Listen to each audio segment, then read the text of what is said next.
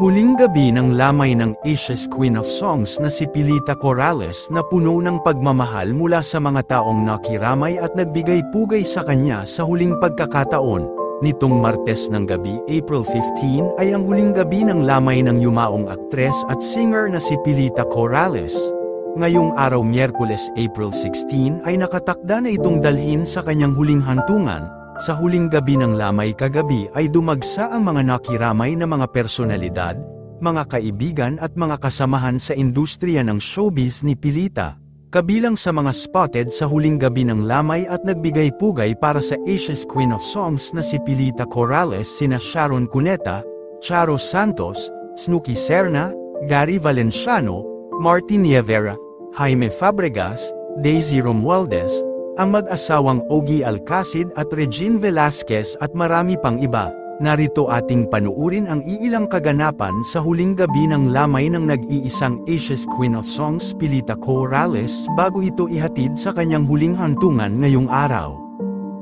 I'm very happy that you're on here. I'm also very happy that this next person I'm going to call actually he was here the first day. And he already sang to honor Mamita. He has a flight, but he's still here because he'd like to sing again for Mamita. And I'm very, very grateful. My mom loved this person so much.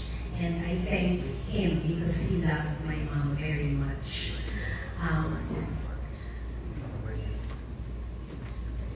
The Concert King. Never mind, okay. But no, I just wanted to thank you, Mr. Martin there. I just wanted to thank you because of your love for Mamita, and Mamita loved you very much. Thank you. Thank you so much for She's being so formal. The priest is not here yet, so they asked me to stall.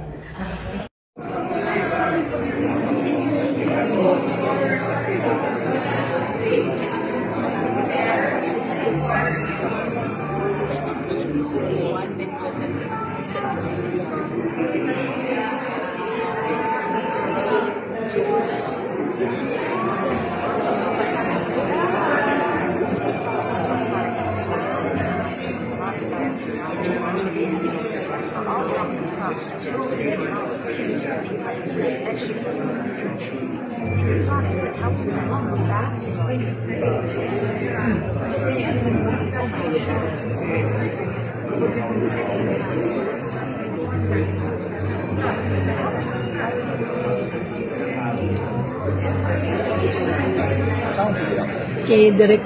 Bago ko yung video. Kaya ko mag-video.